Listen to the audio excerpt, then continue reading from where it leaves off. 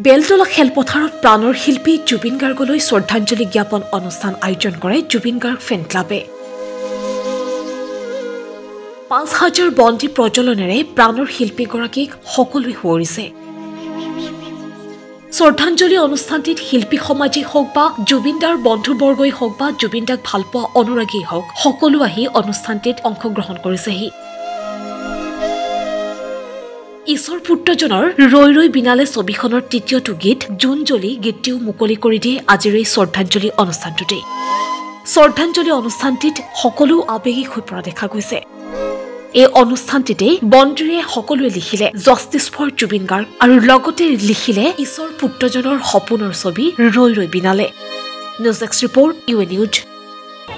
এইটোতো বহুত দুখৰ কথা, কাৰণ কিয় আমি ইমান দিনে অসমবাসী সকলো ৰাইজে লাগি আছে যে জুবিন গাৰ্গে নিয়ে পাব লাগে, কিন্তু এতিয়ালৈকে কি কৰিছে গম নাপাওঁ, কিমান দূৰ তদন্ত আগবাঢ়িছে গম নাপাওঁ, যে ইমান লেহেমীয়া কি কাৰণ দিছে এইটো প্ৰশ্নবোধক চিন এটা হৈ গৈছে যে জুবিন গাৰ্গে ন্যায় পাবৰ কাৰণে ইমান যে আমি চিঞৰিব লগা হৈছে, ইমান প্ৰতিবাদ কৰিব লগা হৈছে। কাৰণ জুবিন গাৰ্গ নিজে এজন তেখেতৰ নিজৰ কণ্ঠটো এটা প্ৰতিবাদী কণ্ঠ আছিল, যাৰ প্ৰতিবাদী কণ্ঠটোৰ কাৰণে আমি প্ৰতিবাদ কৰিব লগা হৈছে। এইটো বহুত লজ্জাজনক কথা এটা। আৰু আজি এই অনুষ্ঠানটো কৰাৰ মূল উদ্দেশ্যই হ'ল যিহেতু আমাৰ ৩১ অক্টোবৰ তাৰিখে তেখেতৰ সপোনৰ চিনেমা ছবি ৰৈ ৰৈ বিনালে মুক্তি লাভ কৰিব। সেই অনুযায়ী আমি সেই উদ্দেশ্যৰ লগত লৈ আমি ইয়াতে আজি প্ৰায় ৩,০০০ চাকিৰে তেখেতৰ যি সপোনৰ নামটো ৰৈ ৰৈ বিনালে, সেই নামটো আমি থিম এটা হিচাপত লৈ অংকন কৰিছোঁ ইয়াতে।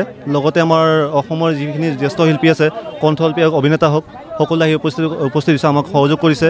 আৰু ইয়াৰ পিছত আমাৰ পৰৱৰ্তী কাৰ্যসূচী হ'ব অসমৰ যিকেইজন আমাৰ ছিনিয়ৰ হওক বা জুনিয়ৰেই হওক যিখিনি কণ্ঠশিল্পী আছে, সেই কণ্ঠশিল্পীৰ দ্বাৰা মায়াবিনী গীতটোৰে তেখেতক স্মৰণ কৰা হ'ব।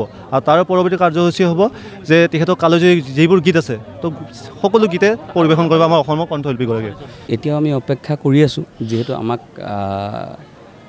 ওপৰৰ ফালৰ পৰা কৈছে, মুখ্যমন্ত্ৰীয়ে কৈছে যে খুব সুন্দৰকৈ কোনো পানী নসৰকাকৈ তদন্ত চলি আছে আৰু খুব কম দিনৰ ভিতৰতে চাৰ্জশ্বিট দাখিল হ'ব।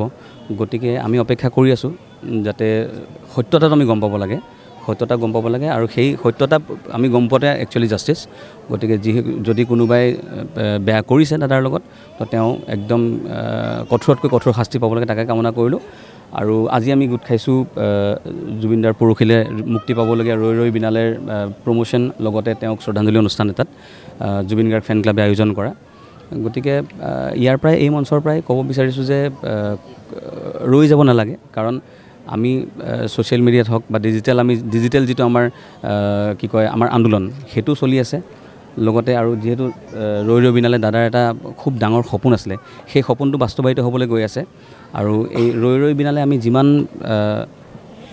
মানে সেই দাদাৰ সপোনটো বাস্তৱায়িত কৰাত আমি যিমান সহযোগ কৰিছোঁ, লগতে তদন্তৰ কাৰণে আমি মাত মতাটো বন্ধ কৰিব নালাগে।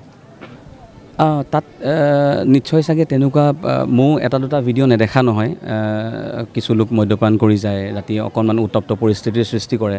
গতিকে মই এইটো ক'বলৈ যোৱা নাই যে তেওঁলোকে সঁচা অনুৰাগী নহয় বা তেওঁলোকে জুবিন দাক বেয়া পায়, সেইটো ক'বলৈ যোৱা নাই।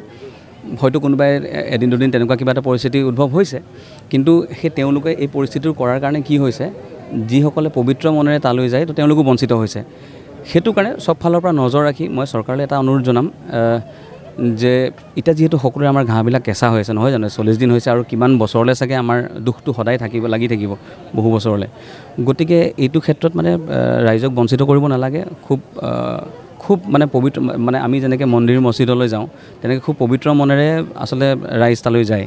দাদাক এবাৰ মানে যিহেতু তেওঁ কায়িকভাৱে নেদেখে, কিন্তু তথাপিও সেই য'ত দাদাৰ শেষ যাত্ৰা হৈছিলে তাতে চাকি এগছ জ্বলায়, ধূপ জ্বলায়, মানুহে নাম প্ৰসংগ কৰে বা তাতে কিছু অকণমান সময় পাৰ কৰে, দাদাক পোৱা যেন অনুভৱ কৰে।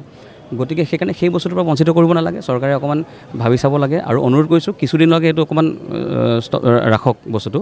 আৰু মইতো ক'ব বিচাৰোঁ যে যদি এক্সট্ৰা তাতে বোলে কিবা বেলেগ কৰিবলগীয়া হয় বা আৰক্ষী মোতায়েন কৰিবলগীয়া হয় এই পৰিস্থিতিবিলাক উদ্ভৱ নহ'বৰ কাৰণে, তো সেইটো কদম লওক চৰকাৰে। আৰু ৰাইজক মুঠতে বঞ্চিত কৰিব নালাগে, ৰাইজে যিহেতু খুব সঁচা অন্তৰেৰে আৰু খুব পবিত্ৰ মনেৰে যায় তালৈ।